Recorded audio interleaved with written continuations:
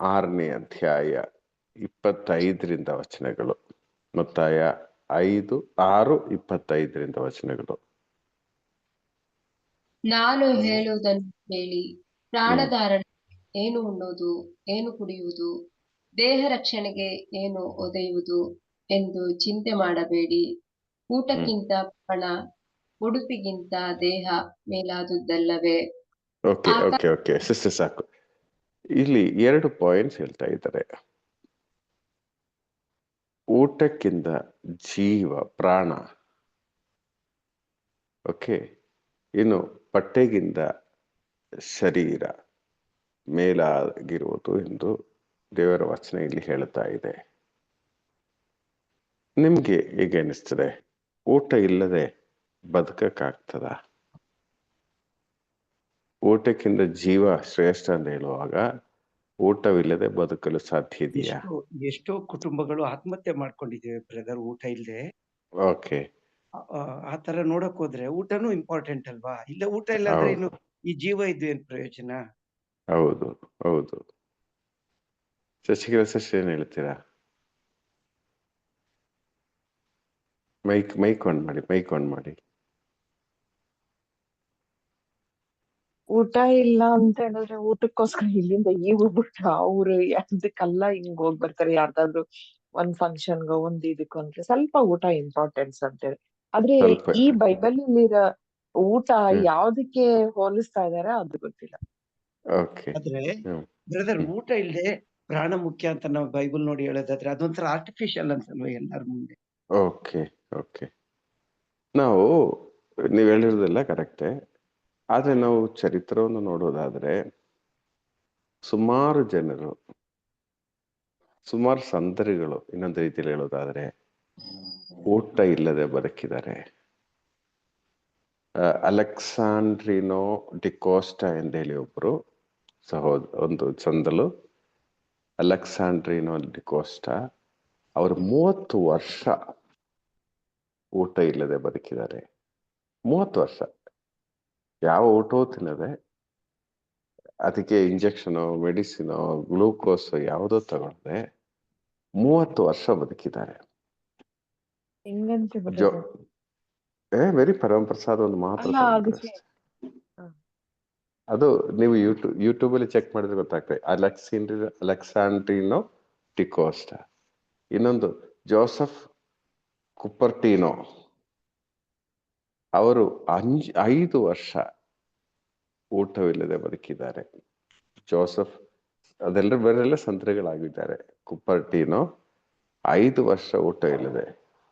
Saint ಕ್ಯಾಥರೀನಾ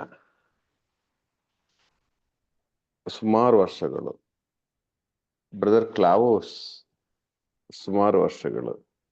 ಇವರೆಲ್ಲ ಊಟ ಇಲ್ಲದೆ ವರ್ಷಗಳು ಬದುಕಿದವರು.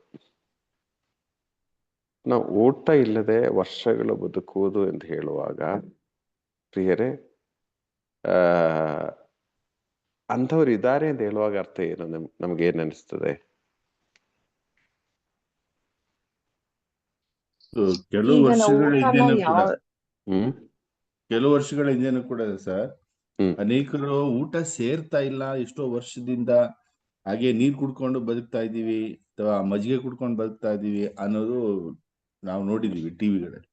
ಓಕೆ, ಸೊ ಹಾಗಾದ್ರೆ ನಾವು ಏನ್ ಅರ್ಥ ಮಾಡ್ಬೋದು? ಊಟ ಇಲ್ಲದೆ ಇದ್ರು ಬದುಕಲು ಸಾಧ್ಯ. ನಮಗೇನೆ ಗೊತ್ತು. ಎಕ್ಸೆಪ್ಷನಲ್ ಕೇಸ್ಗಳಿರ್ಬೋದಾ? ಅಲ್ಲ, ನಮಗೇನೆ ಗೊತ್ತು. ನಾವು ಎಷ್ಟೋ ಬಾರಿ ಉಪವಾಸ ಧ್ಯಾನಕೂಟ ಮಾಡಿದೀವಿ. ಉಪವಾಸ ಧ್ಯಾನಕೂಟ ಎಂದು ಹೇಳುವಾಗ 3 ದಿನ ಕಂಟಿನ್ಯೂಸ್ ಆಗಿ ಊಟ ಇಲ್ಲ, ನೀರಿಲ್ಲ. ನೀರು ಬೇಕಾದ್ರೆ ಕುಡಿಬೋದು, ಆದ್ರೆ ನೀರು ಕುಡಿಯದೇನೆ ಇದ್ದವರುಂಟು. ಆ ತರ ಉಪವಾಸ ಮಾಡಿದವರು ಇದ್ದಾರೆ ಧ್ಯಾನದ ಮಧ್ಯೆ. ಏನು ಪ್ರಾಬ್ಲಮ್ ಆಗಿಲ್ಲ. ಸೊ ಅಂದ್ರೆ ಊಟಕ್ಕಿಂತ ಪ್ರಾಣ ಎಂದು ಹೇಳುವಾಗ ನಿಜವಾಗಿಯೂ ದೇವರ ವಚನಗಳೊಂದಿಗೆ, ದೇವರ ಪ್ರಸನ್ನತೆಯೊಂದಿಗೆ ನಾವು ಊಟ ಇಲ್ಲದೇನೋ ಬದುಕಬಹುದು. ಈಗ ಏನಾಯ್ತು ಅಂದ್ರೆ ನಮ್ಮ ಮೈಂಡ್ ಸೆಟ್ ಅಲ್ಲಿ ಒಂದು ಭಾವನೆ ಬಂದ್ಬಿಟ್ಟಿದೆ, ಊಟ ಇಲ್ಲದೆ ಬದುಕಕ್ಕಾಗಲ್ಲ. ಅದರಿಂದ ಏನಾಗ್ತದೆ, ಒಂದೊತ್ತು ಊಟ ತಿನ್ನದೇ ಇದ್ರೆ ತಲೆನೋವಾಗ್ತದೆ, ಒಂಥರ ಸುಸ್ತು ಬರುತ್ತೆ. ಇದೆಲ್ಲ ಊಟ ಬೇಕು, ಬೇಡ ಅಂತಲೇ ಹೇಳೋದು. ಶರೀರದ ಫಂಕ್ಷನಿಂಗ್ ನಡೆಯಬೇಕಾದ್ರೆ ಊಟ ಬೇಕು. ಆದರೆ ಪ್ರಿಯರೇ, ಊಟ ಎಲ್ಲವೂ ಅಲ್ಲ. ಅದು ನಾವೊಂದು ಅರ್ಥ ಮಾಡ್ಬೇಕು. ಊಟ ಎಲ್ಲವೂ ಅಲ್ಲ. ಸೊ ಅದರಿಂದ ಊಟನೇ ಮುಖ್ಯ ಎಂಬ ಕಾನ್ಸೆಪ್ಟ್. ನಾವು ಬದುಕುವುದು, ನಾವು ಕೆಲಸ ಮಾಡುವುದು, ನಮ್ಮ ಜೀವನದ ಮುಖ್ಯ ಭಾಗ ಸ್ಪೆಂಡ್ ಮಾಡೋದು ಊಟ ಮಾಡಕ್ಕೇನೆ, ಊಟದ ವ್ಯವಸ್ಥೆಗಾಗಿ. ಆಸ್ತಿ ನಾವು ಮಾಡೋದ್ರಲ್ಲಿ ಮುಖ್ಯ ಭಾಗ ಈ ಬೇಸಿಕ್ ನೀಡ್ಸ್ ಅಂತ ಹೇಳುವ ಕಾರ್ಯಗಳಿಗೇನೆ, ಊಟ, ಬಟ್ಟೆ, ಮನೆ. ಆದ್ರೆ ನಿಜವಾಗಿ ನೋಡೋದ್ರೆ ಎಷ್ಟೋ ಸುಂದರಿಗಳು ಈ 3 ಕೇರ್ ಮಾಡದೆ ಜೀವಿಸಿದವರಿದ್ದಾರೆ. ಅವರು ಫೋಕಸ್ ಪೂರ್ತಿ ದೇವರೊಂದಿಗೆ ಇದ್ರು, ದೇವರವರಿಗೆ ಜೀವವಾಗಿದ್ದರು. ಓಕೆ, ಸೊ ಊಟ ಇಲ್ಲದೆ ಬದುಕಿದವರು ಚರಿತ್ರದಲ್ಲಿ ಇದ್ದಾರೆ. ಅದು ನೀವು ಒಪ್ತೀರಾ? ಇಲ್ಲೊಂದ್ ಎರಡಿದೆ ಸರ್. ಇದು ಇನ್ನೊಬ್ರು ಮಾರ್ಕೊ ರೋಬಿನ್ ಅಂತ 50 ವರ್ಷ ಕಾಲ ಅಂತಿದೆ. ಮತ್ತೆ ಸಂತ ನಿಕೋಲಸರು 19 ವರ್ಷ ಕಾಲ ಏನು ತಿಂದೆ ಬದುಕಿದ್ದಾರೆ. ಸುಮಾರಿದ್ದಾರೆ, ಇನ್ನೂ ಚೆಕ್ ಮಾಡುವಾಗ ಸುಮಾರು ಜನ ಇದ್ದಾರೆ. ಓಕೆ, ಸೊ ಯೇಸು ಸ್ವಾಮಿ ಹೇಳುವುದು ಪ್ರೂವ್ ಮಾಡಿದವರು ಈ ಚರಿತ್ರದಲ್ಲಿ ಇದ್ದಾರೆ. ಇನ್ನು ಬಟ್ಟೆಗಿಂತ ಶರೀರ ಶ್ರೇಷ್ಠ ಎಂದು ಹೇಳುವಾಗ, ಪ್ರಿಯ ಶರೀರದ ಒಂದು ವ್ಯವಸ್ಥೆ ನಾವು ನೋಡೋದಾದ್ರೆ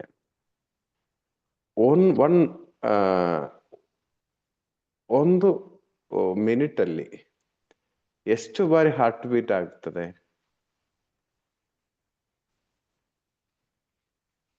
ಹೃದಯ 70 ರಿಂದ 80 ಸಾರಿ 1 ಮಿನಿಟ್ ಅಲ್ಲಿ ಹಾರ್ಟ್ ಬೀಟ್ ಆಗುತ್ತೆ. ಹಾಗಾದ್ರೆ ಒಂದು ದಿನ ನಾವು ಕ್ಯಾಲ್ಕುಲೇಟ್ ಮಾಡುವಾಗ ಸುಮಾರು 4 ಲಕ್ಷ ಬಾರಿ ಹಾರ್ಟ್ ಬೀಟ್ ಆಗ್ತದೆ. ನೀವು ಯೋಚನೆ ಮಾಡಿ, ಒಂದೊಂದು ಹಾರ್ಟ್ ಬೀಟು ಕರೆಕ್ಟ್ ಆಗಿ ದೇವರಿಗೆ ಗೊತ್ತಿಲ್ಲದೆ ನಡೆಯಲ್ಲ. ಓಕೆ, ಸೊ ನಾನು ಹೇಳೋದು ನಮ್ಮ ಒಬ್ಬೊಬ್ಬರ ಶರೀರದಲ್ಲಿರುವ ಈ ಮೈನ್ಯೂಟ್ ವಿಷಯಗಳು ಅವರು ಕರೆಕ್ಟ್ ಆಗಿ ಪ್ಲಾನ್ ಮಾಡಿದ್ದಾರೆ. ನನ್ನ ಶರೀರದಲ್ಲಿ ಒಂದು ದಿನ ಈ ತರ ಹೇಳ್ತಾ ಇದೆ, 1 ಲಕ್ಷ ಕಿಲೋಮೀಟರ್ ಬ್ಲಡ್ ಸರ್ಕ್ಯುಲೇಷನ್ ನಡೀತದೆ ನಮ್ಮ ಶರೀರದೊಳಗಡೆ. ಎಷ್ಟೋ ವೇನ್ಸ್ ಇರ್ತದೆ, ತುಂಬಾ ವೇನ್ಸ್ ಇರ್ತದೆ, ಕಿಲೋಮೀಟರ್ ಲೆಕ್ಕದಲ್ಲಿ ಇರುವ ವೇನ್ಸ್ ಇರ್ತದೆ ನಮ್ಮ ಶರೀರದಲ್ಲಿ, ರಕ್ತ ಧಮನಿಗಳು. 1 ಲಕ್ಷ ಕಿಲೋಮೀಟರ್ ಒಂದು ದಿನದಲ್ಲಿ ನಮ್ಮ ಶರೀರದಲ್ಲಿ ರಕ್ತ ಓಡ್ತಾ ಇರುತ್ತದೆ ಅಂತೆ. ಇನ್ನು ಸುಮಾರು 3,000 ಕೋಟಿ ಶರೀರದಲ್ಲಿ ಸೆಲ್ಲುಗಳಿದೆ ಅಂತೆ. ನಾನು ಯಾಕೆ ಇದೆಲ್ಲ ಹೇಳ್ತಾ ಇದೀಯ ಅಂದ್ರೆ, ಇದೆಲ್ಲ ಪರ್ಫೆಕ್ಟ್ ಆಗಿ ದೇವರು ಪ್ಲಾನ್ ಮಾಡಿಟ್ಟಿದ್ದಾರೆ ನಮ್ಮ ಶರೀರ. ಆದ್ರೆ ನಮ್ಮ ಶರೀರದ ಈ ವಲಯಗಳು ಏನು ಮುಖ್ಯವಾಗಿ ನಾವು ಕಾಣಲ್ಲ, ನಮ್ಮ ಶರೀರದ ಬಟ್ಟೆ ತುಂಬಾ ಮುಖ್ಯವಾಗಿ ಕಾಣೋದಾದ್ರೆ ನೀವು ಯೋಚನೆ ಮಾಡಿ ನೋಡಿ. ಈ ಶರೀರವನ್ನ ಸೃಷ್ಟಿಸಿದ ಆ ದೇವರು ಶರೀರದ ಪ್ರತಿಯೊಂದು ವಲಯಗಳು ನೋಡಿ, ಸುಮಾರು 3,000 ಕೋಟಿ ಸೆಲ್ಗಳಂತ ಹೇಳುವಾಗ ನಮ್ಗೆ ಎಷ್ಟು ಇದೆ? 30 ಮಿಲಿಯನ್ ಅಂದ್ರೆ 30 ಬಿಲಿಯನ್ ಅಷ್ಟು ಸೆಲ್ಗಳು ನಮ್ಮ ಶರೀರದಲ್ಲಿ. ನಮ್ಗೆ ಅದು ಅಷ್ಟು ಮೈನ್ಯೂಟ್ ಆಗಿ ಅವರು ಡಿಸೈನ್ ಮಾಡಿದ್ದಾರೆ. ಪ್ರಿಯರೇ, ಆ ಶರೀರ, ಇಷ್ಟೊಂದು ಕಾಂಪ್ಲಿಕೇಟೆಡ್ ಆಗಿರುವ ಈ ಶರೀರ, ಇದು ಶ್ರೇಷ್ಠ ಎಂದೇಳಿ ಈ ಸ್ವಾಮಿ ಹೇಳ್ತಾ ಇದ್ದಾರೆ. ಬಟ್ಟೆಗಿಂತ ಅದೇ ಶ್ರೇಷ್ಠ. ಆದ್ರೆ ನಾವು ಸ್ಟ್ಯಾಂಡರ್ಡ್ ನೋಡೋದು, ಚೆನ್ನಾಗಿ ಬಟ್ಟೆ ಹಾಕಿದ್ರೆ ಅವ್ರು ಸ್ವಲ್ಪ ಸ್ಟ್ಯಾಂಡರ್ಡ್, ಈ ರೀತಿ ನಾವು ನೋಡ್ತೀವಿ. ಆದ್ರೆ ಅದರೊಳಗಡೆ ಇರುವ ಶರೀರವನ್ನು ಸೃಷ್ಟಿಸಿದ ದೇವರ ಅಪ್ರವೃತ್ತಿ ನೋಡಿ. ಶರೀರವೇ ಬಟ್ಟೆಗಿಂತ 100ಕ್ಕೆ 100 ಶ್ರೇಷ್ಠವಾಗಿರೋದು. ಇನ್ನು ಹೇಳೋದಾದ್ರೆ ನಾನು ಒಂದು ಸಾಕ್ಷಿ ಹೇಳ್ತೀನಿ. ಫಾದರ್ ಡ್ಯಾನಿಯಲ್ ಎಂದು ಹೇಳಿ ಒಬ್ರು ಹೇಳಿರುವ ಸಾಕ್ಷ್ಯ. ಒಂದು ದಂಪತಿಗಳು ಅವರು ಧ್ಯಾನಕ್ಕೆ ಬಂದ್ರಂತೆ. ಈ ದಂಪತಿಗಳ ಅವಸ್ಥೆ ಏನಿತ್ತಂದ್ರೆ, ಗಂಡ ತುಂಬಾ ಕುಡುಕ,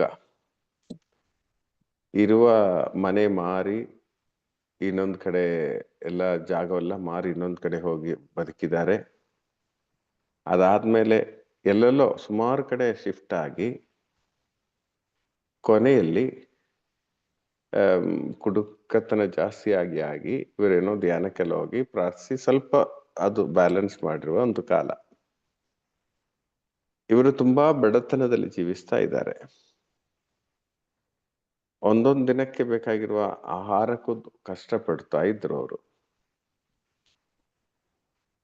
ಪ್ರಿಯರೇ, ಏನಾಯ್ತಂದ್ರೆ, ಈಗ ಮಾಮೂಲಿ ಈ ಒಂದಿನ ಅಕ್ಕಿ ಇಲ್ಲದೆ ಇದ್ರೆ ಹಳೆ ಕಾಲದಲ್ಲಿ ನಾವು ಪಕ್ಕದ ಮನೆಯಿಂದ ಒಂದ್ ಸ್ವಲ್ಪ ಅಕ್ಕಿ ಸಾಲ ತಗೋತೀವಿ. ಆತರ ಎಲ್ಲ ಜೀವಿಸೋದೊಂದು ಕಾಲ ಇದೆ. ಈಗ ಆತರ ಏನೂ ಇಲ್ಲ ಅನ್ಸತ್ ನನ್ಗೆ. ಆದ್ರೆ ಈ ಮನೆಯಲ್ಲಿ ಅವರ ಹೆಂಡತಿ ಬೆಳಿಗ್ಗೆ ಅನ್ನ ರೆಡಿ ಮಾಡಕ್ ಹೋಗುವಾಗ ಪಾತ್ರದಲ್ಲಿ ಸ್ವಲ್ಪ ಮಾತ್ರ ಅಕ್ಕಿ ಇತ್ತು. ಅವರು ಅದರಲ್ಲಿ ಅನ್ನ ರೆಡಿ ಮಾಡಿ ಚೂರು ಅಕ್ಕಿ ಆ ಪಾತ್ರದಲ್ಲಿ ಉಳಿಸಿದ್ರು. ಚೂರ್ ಅಂದ್ರೆ ಸ್ವಲ್ಪ ಕಾಳುಗಳು ಮಾತ್ರ. ಯಾಕಂದ್ರೆ ಖಾಲಿ ಇಟ್ರೆ ಸರಿಯಲ್ಲಲ್ಲ, ಅದೊಂಥರ ನಮ್ಮ ಒಂದು ಟೆಕ್ನಿಕ್. ಅವರು ಸ್ವಲ್ಪ ಉಳಿಸಿ ಅವರು ಇದು ಮಾಡಿದ್ರು. ಬೆಳಿಗ್ಗೆ ಅವರು ಯೋಚನೆ ಮಾಡಿದ್ರು, ಸಾಯಂಕಾಲ ಏನ್ ಮಾಡ್ಲಿ, ಎಲ್ಲಿಂದ ತಗೋಬಹುದು, ಎಲ್ಲಿಂದ ಸಾಲ ತಗೋಬಹುದು ಎಂದೆಲ್ಲ ಯೋಚನೆ ಮಾಡಿ ಅವರು ಅಕ್ಕಿ ಇಟ್ಟು ಅವರು ಕೆಲ್ಸಕ್ಕೆ ಹೋದ್ರು. ಏನೋ ಚಿಕ್ಕ ಕೆಲ್ಸಕ್ಕೆ ಹೋಗ್ತಾ ಇದ್ರು. ಮಧ್ಯಾಹ್ನ ಊಟ ಆಯ್ತು. ಇನ್ನು ಸಾಯಂಕಾಲಕ್ಕೆ ಬೇಕಾಗಿರೋದು, ಅಂದ್ರೆ ಇವ್ರ ಕೆಲ್ಸಕ್ಕೆ ಹೋದ್ರಲ್ಲ, ಇವ್ರ ತಾಯಿ ಕುಕ್ ಮಾಡ್ಬೇಕು. ಈ ತಾಯಿ ಆ ಪಾತ್ರ ನೋಡುವಾಗ, ಸ್ವಲ್ಪ ಅಕ್ಕಿ ಇದೆ, ಮೋಸ್ಟ್ಲಿ ಮಗಳು ಬೇರೆ ಯಾವ್ದಾರ ಮನೆಯಿಂದ ತಗೊಂಡಿರ್ಬೋದು ಅಂತ ಹೇಳಿ ಸ್ವಲ್ಪ ಅಕ್ಕಿ ಇದೆ, ಅದರಲ್ಲಿ ಸ್ವಲ್ಪ ಅಲ್ಲಿ ಉಳಿಸಿ ಅನ್ನ ರೆಡಿ ಮಾಡಿದ್ರು. ಮಾರನೇ ದಿನ ಬೆಳಿಗ್ಗೆ ಅವ್ರ ಹೆಂಡತಿ ಬಂದು ನೋಡುವಾಗ ಸ್ವಲ್ಪ ಅಕ್ಕಿ ಇದೆ, ಅದ್ರಲ್ಲೂ ಸ್ವಲ್ಪ ಚೂರು ಉಳಿಸಿ ಅವರು ಯೋಚನೆ ಮಾಡಿದ್ರಂತೆ, ಅಮ್ಮ ಎಲ್ಲಿಂದ ಆದರೂ ಸಾಲ ತಗೊಂಡು ಬಂದಿರಬಹುದು. ಅಮ್ಮ ಯೋಚನೆ ಮಾಡಿದ್ರು, ಮಗಳು ಎಲ್ಲಿಂದ ಆದ್ರೂ ಸಾಲ ತಗೊಂಡ್ ಬಂದಿರೋರು. ಆದ್ರೆ ಇವರಿಬ್ರು ಸಾಲ ತಗೊಂಡಿರ್ಲಿಲ್ಲ. ಅಲ್ಲಿ ಅಕ್ಕಿ ಉತ್ಪತ್ತಿ ಆಗ್ತಾ ಇತ್ತು ಅಂತೆ. ಒಂದು ವಾರ ನಂತರ ಇವರಿಗೆ ಸ್ವಲ್ಪ ಕೆಲಸ ಸಿಕ್ತು, ಸ್ವಲ್ಪ ಅಮೌಂಟ್ ಸಿಕ್ತು. ಒಂದು 10 kg ಅಕ್ಕಿ ತಗೊಂಡ್ ಬಂದ್ರಂತೆ ಮನೆಗೆ. ಅವ್ರು ಹೇಳಿದ್ರು, ನೋಡಿ ನೀವು ಯಾರ ಮನೆಯಿಂದೆಲ್ಲ ಸಾಲ ತಗೊಂಡಿದ್ದಾರೆ ಅವರಿಗೆ ನೀವು ವಾಪಸ್ ಕೊಡಿ ಅಂತ ಹೇಳಿದ್ರಂತೆ. ಆಗ ಅವ್ರ ಹೆಂಡತಿ ಹೇಳಿದ್ರು, ನಾನ್ ಸಾಲ ತಗೊಂಡಿಲ್ಲ, ನಮ್ ತಾಯಿ ಮೋಸ್ಟ್ಲಿ ತಗೊಂಡಿರ್ಬಹುದು ಅಂತ ಹೇಳಿ. ತಾಯಿ ಹೇಳಿದ್ರೆ ನಾನ್ ಸಾಲ ತಗೊಂಡಿಲ್ಲ, ನನ್ ಮಗಳು ಸಾಲ ತಗೊಂಡಿರ್ಬೋದು ಅಂತ ಹೇಳಿ. ಪ್ರಿಯರೇ, ಇಲ್ಲಿ ದೇವರು ಅಕ್ಕಿಯನ್ನು ಉತ್ಪತ್ತಿ ಮಾಡಿದ್ದಾರೆ ಅವರ ಅಗತ್ಯಕ್ಕೆ ತಕ್ಕ ರೀತಿಯಲ್ಲಿ. ಹಾಗಾದ್ರೆ ಈ ಕಾರ್ಯವು ನಮ್ಮ ಮನೆಗಳಲ್ಲಿ ಅವರು ಮಾಡುತ್ತಾರೆ. ಸೊ ಊಟ, ನಮ್ಗೆ ಬೇಕಾಗಿರುವ ಊಟವನ್ನು ಕೊಡಬೇಕಾದ ಶಕ್ತಿ ದೇವರಿಗೆ ಇದೆ. ಮನ್ನ ಕೊಟ್ಟ ದೇವರಲ್ವಾ, ಅವರೇ ಎಲ್ಲ ಊಟ ಕೊಟ್ಟ ದೇವರಲ್ವಾ. ಸೊ ಒಂದೇನಂದ್ರೆ, ಆ ದೇವರಲ್ಲಿ ನಾವು ಎಷ್ಟರ ಮಟ್ಟದಲ್ಲಿ ಆಶ್ರಯಿಸ್ತೀವಿ, ಎಷ್ಟರ ಮಟ್ಟದಲ್ಲಿ ಸಂಪೂರ್ಣವಾಗಿ ಅವರನ್ನು ಆಶ್ರಯಿಸ್ತೀವಿ, ಅದರ ಮೇಲೆ ಇದು ಡಿಪೆಂಡ್ ಆಗಿದೆ. ಸಂಪೂರ್ಣವಾಗಿ ಅವರನ್ನೇ ಆಶ್ರಯಿಸುವಾಗ ಅವರು ಯಾವುದಾದ್ರೂ ವ್ಯವಸ್ಥೆಯಲ್ಲಿ ಕಾರ್ಯಗಳು ಮಾಡೋದು. ಈಗ ನೀವು ನೋಡಿ, ಕೀರ್ತನೆ 34:10 ಓದಿ. ಕೀರ್ತನೆ 34:10.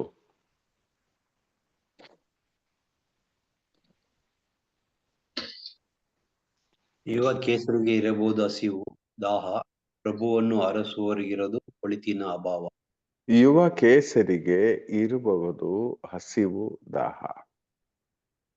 ಯುವ ಕೇಸರಿ ಅಂದ್ರೆ ಯಾರು ಶಶಿಕಲಾ ಸಿಸ್ಟರ್? ಸಿಂಹ.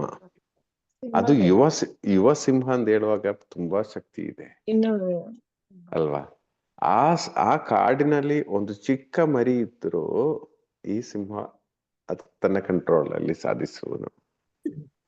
ವಚನ ಹೇಳ್ತಾ ಇದೆ, ಇರಬಹುದು ಯುವ ಕೇಸರಿಗೆ ಹಸಿವು ದಾಹ, ಚಾನ್ಸ್ ಇದೆ.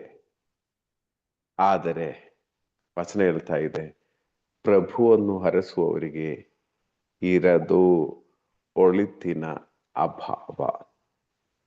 ಸೊ ಪ್ರಿಯರೇ, ಇದರೆಲ್ಲ ನಾವು ನೋಡೋದಾದ್ರೆ ಅಲ್ಟಿಮೇಟ್ ಆಗಿ ಏನು, ಪ್ರಭುವನ್ನು ನಾವು ಹರಸಬೇಕು. ನಾವು ನೋಡಿ, ಸಿಂಹಕ್ಕೆ ಇದು ಊಟ ಇಲ್ಲದೆ ಹಸಿವು ದಾಹ ಬರೋ ಸಾಧ್ಯತೆಯೇ ಇಲ್ಲ. ಯಾಕಂದ್ರೆ ಕಾಡು ಎಂದು ಹೇಳುವಾಗ ಅಟ್ಲೀಸ್ಟ್ ಒಂದು ಮೃಗ ಆದ್ರೂ ಇದ್ದೇ ಇರ್ತದೆ. ಆದರೆ ವಚನ ಅದಕ್ಕಿಂತ ಪವರ್ಫುಲ್ ಆಗಿದ್ದಾರೆ ಪ್ರಭುವನ್ನು ಹರಸುವವರು, ಅವರಿಗೆ ಒಳಿತಿನ ಅಭಾವವೇ ಇರಲ್ಲ. ಪ್ರಿಯರೇ, ಈ ವಚನಗಳು ನಾವು ಸ್ವೀಕರಿಸೋದಾದ್ರೆ, ನೀವು ನೋಡಿ ಬೇಕಾದ್ರೆ ದಾನಿಯೇಲನ ಗ್ರಂಥದಲ್ಲಿದೆ, ಆ ಖಡಸರ್ಪ ಮತ್ತು ಬಾಲ್ದೇವತೆ ಎಂಬ ಆ ಒಂದು ಚಿಕ್ಕ ಬುಕ್ಕಿನಲ್ಲಿದೆ, ದಾನಿಯೇಲನನ್ನು ಸಿಂಹದ ಗವಿಯಲ್ಲಿ ಹಾಕಿಟ್ಟಿದ್ದಾರೆ. 1 ವಾರ ಅಲ್ಲೇ ಇದ್ರು. ಸಿಂಹಗಳಿಗೆ ಊಟ ಇಲ್ಲ, ದಾನಿಯೇಲನಿಗೂ ಊಟ ಇಲ್ಲ. ಈ ಸಮಯದಲ್ಲಿ ಪಕ್ಕದ ರಾಜ್ಯದಲ್ಲಿ ಗೆದ್ದೆಗೆ ಕೆಲಸ ಮಾಡುವವರಿಗೆ ಊಟ ತಗೊಂಡೋಗುವ ಹಬಕ್ಕೂಕ್ ಪ್ರವಾದಿಯನ್ನು ದೇವರು ಹೊತ್ಕೊಂಡು ಬರ್ತಾ ಇದ್ದಾರೆ. ಒಂದು ರಾಜ್ಯದಿಂದ ಇನ್ನೊಂದು ರಾಜ್ಯಕ್ಕೆ ಹೊತ್ಕೊಂಡು ಬಂದು ಆ ದಾನಿಯೇಲಿರುವ ಆ ಸ್ಥಳಕ್ಕೆ ಕರ್ಕೊಂಡು ಬಂದರು. ದಾನಿಯೇಲ್ ಕೆಳಗಡೆ ಗವಿಯಲ್ಲಿದ್ದಾರೆ, ಸಿಂಹಗಳು ಸುತ್ತಲೂ ಇದ್ದಾರೆ, ಸುತ್ತಲೂ ಇವೆ. ಆದರೆ ಈ ಹಸುವಿನಿಂದ ನರಳುವ ಸಿಂಹಗಳ ಮಧ್ಯೆ ದೇವರು ದಾನಿಯೇಲನಿಗೆ ಊಟವನ್ನು ಕೊಡ್ತಾ ಇದ್ದಾರೆ. ದಾನಿಯೇಲೇ ದಾನಿಯೇಲೇ ಅಂತ ಹೇಳಿ ಕರೀತಾ ಇದ್ದಾರೆ ದೇವರು. ಸೊ ಪ್ರಿಯರೇ, ಸಿಂಹಗಳಿಗೆ ಊಟ ಇಲ್ಲದೆ ಇರೋ ಪರಿಸ್ಥಿತಿ ಇರಬಹುದು, ಆದರೆ ಪ್ರಭುವನ್ನು ಹರಸುವವರಿಗೆ ವ್ಯವಸ್ಥೆ ಯಾವತ್ತೂ ಇರಲ್ಲ. ಹಾಗಾದ್ರೆ ನಮ್ಗೊಂದು ಡೌಟ್ ಬರಬಹುದು, ಹಾಗಾದ್ರೆ ನಾವು ಕೆಲಸ ಮಾಡ್ಬೇಕಾ, ಊಟಕ್ಕೆ ವ್ಯವಸ್ಥೆ ಮಾಡ್ಬೇಕಾ, ಸುಮ್ಮನೆ ನಾವು ಕೂತ್ರೆ ಸಾಕಲ್ಲ ಎಂಬ ರೀತಿಯಲ್ಲಿ ಒಂದು ಪ್ರಶ್ನೆ ಬರಬಹುದು ಅಲ್ವಾ? ನಿಜ ಹೇಳ್ತೀನಿ, ಸುಮ್ಮನೆ ನೀವು ದೇವರನ್ನ ಹರಸುವಾಗ, ಸುಮ್ಮನೆ ದೇವರಲ್ಲಿ ಪ್ರಸನ್ನತೆಯಲ್ಲೇ ಇರುವಾಗ ಖಂಡಿತವಾಗಿ ನಾವು ಸುಮ್ಮನೆ ಇರಲ್ಲ. ನೀವು ನೋಡಿ, ನಾನು ಮೊನ್ನೆ ಹೇಳಿದ್ದೇನೆ, ಹಕ್ಕಿಗಳು ಬೆಳಿಗ್ಗೆ ಏನ್ ಮಾಡ್ತಾರೆ? ದೇವರನ್ನು ಸ್ತುತಿಸ್ತಾರೆ. ಸ್ತುತಿಸಿದ ನಂತರ ನೀವು ನೋಡಿ, ಒಂದು 8 ಗಂಟೆ ಆಗುವಾಗ ಈ ಹಕ್ಕಿಗಳು ಏನ್ ಮಾಡ್ತಾ ಇರ್ತಾರೆ? ಎಲ್ಲ ಹಾರಾಡಿಸ್ಕೊಂಡು ಹೋಗ್ತಾರೆ. ಮಾತ್ರ ಅಲ್ಲ, ನೀವು ಸೂಕ್ಷ್ಮವಾಗಿ ನೋಡೋದಾದ್ರೆ ಎಲ್ಲೆಲ್ಲೋ ಹೋಗಿ ಹುಡುಕ್ತಾ ಇರ್ತದೆ ಅಲ್ವಾ? ಆ ಪ್ರೈಸನ ವರ್ಷ ನಡೆದ ನಂತರ ಅವುಗಳು ಸುಮ್ಮನೆ ರೆಸ್ಟ್ ಅಲ್ಲಿ ಇರಲ್ಲ. ದೇವರೇ ತಗೊಂಡು ಬಾಯಲ್ಲಿ ಅಕ್ಕಿ ಅಂದಿಲ್ಲ, ಅವ್ರು ಕೆಲಸ ಮಾಡ್ತಾ ಇದಾರೆ, ಹಾರ್ಡ್ ವರ್ಕ್ ಮಾಡ್ತಾ ಇದಾರೆ, ಹುಡುಕಿ ಅವ್ರಿಗೆ ಅದ್ರ ಕೊರತೆ ಇಲ್ಲ ಅವರಿಗೆ. ಈ ಹಕ್ಕಿಗಳು ಹಾರ್ಡ್ ವರ್ಕ್ ಮಾಡ್ತಾ ಇದಾರೆ. ಹಾರ್ಡ್ ವರ್ಕ್ ಮಾಡ್ಬೇಡ ಅಂತ ಅಲ್ಲ, ನೀವು ದೇವರನ್ನೇ ಹುಡುಕಿ ಸುಮ್ಮನೆ ಇರಿ ಅಂದಲ್ಲ, ಅದು ತಪ್ಪೆ. ಏಕೆಂದ್ರೆ ನಿಜವಾಗಿ ದೇವರನ್ನ ಹುಡುಕುವವರು ಸುಮ್ಮನೆ ಇರಲ್ಲ. ಅವ್ರಿಗೆ ಏನ್ ಕೆಲಸ ಮಾಡಬೇಕು, ಅವ್ರಿಗೇನ್ ಯಾವ ರೂಟಲ್ಲಿ ಹೋಗ್ಬೇಕು ಅದು ದೇವರು ತೋರಿಸುವರು. ಇಲ್ಲಿ ಇದು ಪ್ರಸಂಗಿ ಒಂದು ಪುಸ್ತಕ ಇದೆ, ಪ್ರಸಂಗಿ 2ನೇ ಅಧ್ಯಾಯ 24-25 ವಚನಗಳು. ಪ್ರಸಂಗಿ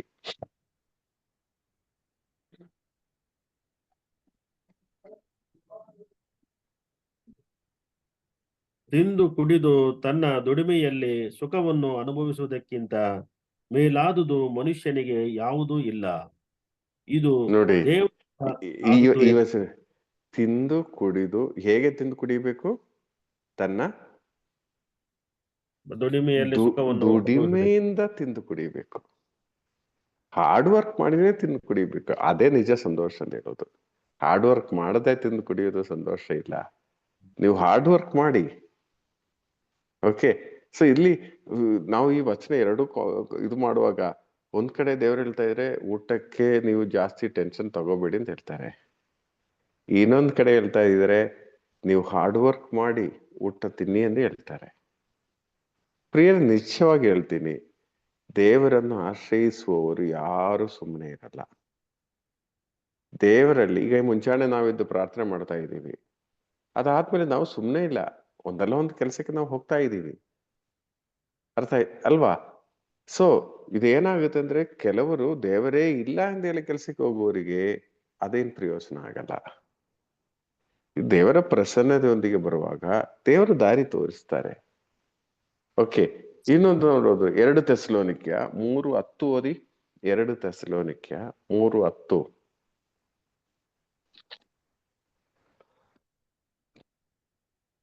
ನಾವು ನಿಮ್ಮೊಡನಿದ್ದಾಗ ದುಡಿಯಲೊಲ್ಲದವನು ಉಣಲೂಬಾರದು ಎಂದು ನಿಮಗೆ ಆಜ್ಞಾಪಿಸಿದ್ದೆವು. ನಾವು ನಿಮ್ಮೊಂದಿಗಿರುವಾಗ ಸಂತ ಪೌಲರು ಹೇಳ್ತಾ ಇದ್ದಾರೆ, ದುಡಿಯಲು ರೆಡಿ ಇಲ್ಲದೆ ಇರೋರು ಏನ್ ಮಾಡಬಾರ್ದಂತೆ? ಉಣಲೂಬಾರದು, ತಿನ್ನಬಾರದು ಅಂತ ಹೇಳಿ ಅವರು ಆರ್ಡರೇ ಕೊಟ್ಟಿದ್ದಾರೆ. ನಾವು ನಿಮ್ ಜೊತೆಗಿದ್ದಾಗ ನಾವು ನಿಮ್ಗೆ ಹೇಳಿದೀವಲ್ಲ, ಇದು ಇದು ಊಟ ಹಾರ್ಡ್ ವರ್ಕ್ ಮಾಡಕ್ ರೆಡಿ ಇಲ್ಲದೆ ಇದ್ರೆ ನೀವು ಊಟನೇ ಮಾಡಬಾರದು ಅಂತ ಹೇಳಿ ದೇವರು ಹೇಳ್ತಾ ಇದ್ದಾರೆ. ಸಂತ ಪೌಲರ ಮುಖ ನಾವು ಹಾರ್ಡ್ ವರ್ಕ್ ಮಾಡ್ಲೇಬೇಕು. ಆದರೆ ಬರೀ ಇದೇ ಮುಖ್ಯ ಅಂತ ಹೇಳಿ ತಾವು ನಿಂದ್ರೆ ಅಲ್ಲಿ ತಪ್ಪಾಗ್ತದೆ. ಹಾರ್ಡ್ ವರ್ಕ್ ಮಾಡೋದು, ದುಡ್ಡು ಮಾಡೋದು, ಸೇವ್ ಮಾಡೋದು, ದುಡ್ಡು ಮಾಡೋದು, ಇದೇ ಆಗುವಾಗ ಏನಾಗ್ತದೆ? ದೇವರಿಂದ ನಾವು ದೂರ ಹೋಗ್ತೀವಿ, ದೇವರನ್ನ ನಾವು ಮರೆತು ಬಿಡ್ತೀವಿ. ಸೊ ಪ್ರಿಯರೇ, ಕೀರ್ತನೆ 128 1-2 ವಚನಗಳು ತಗೊಳ್ಳಿ. ಕೀರ್ತನೆ 128 1-2 ವಚನಗಳು. ಧನ್ಯನು ಪ್ರಭುವಿನಲ್ಲಿ ಭಯಭಕ್ತಿ ಉಳ್ಳವನು, ಧನ್ಯನು ಆತನ ಮಾರ್ಗಗಳಲ್ಲೇ ನಡೆಯುವನು. ನಿನ್ನ ಕೈ ಕೆಸರಾದರೆ ಬಾಯಿ ಮೊಸರಾಗುವುದು. ನಿನ್ನ ಕೈ ಕೆಸರಾದರೆ ಬಾಯಿ ಮೊಸರಾಗುವುದು ಅಂದ್ರೆ ಅರ್ಥ ಏನು ಕೆಜೆ ಸರ್? ಪರಿಶ್ರಮ ಪಟ್ರೆ ನಮ್ಗೆ ಸುಖ ಇದೆ, ಸುಖ ಇದೆ.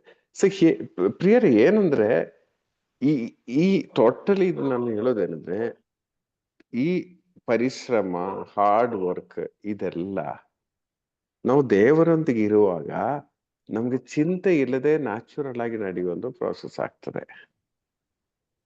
ದೇವರೊಂದಿಗೆ ಇರುವಾಗ ನನ್ನ ಪ್ರಕಾರ ನೀವು ನಿಮ್ಮನ್ನು ಅವಲೋಕನೆ ಮಾಡೋ ಗೊತ್ತಾಗ್ತದೆ. ಪೂರ್ಣವಾಗಿ ದೇವರೊಂದಿಗೆ ಇರಲು ಪ್ರಾರಂಭಿಸಿದಾಗ ನಿಮ್ ಕೆಲಸ ಬಗ್ಗೆ ನಿಮ್ಗೇನ್ ಚಿಂತೆನೇ ಇಲ್ಲ, ಅದು ಅದ್ರ ಪಾಡು ನಡೀತದೆ.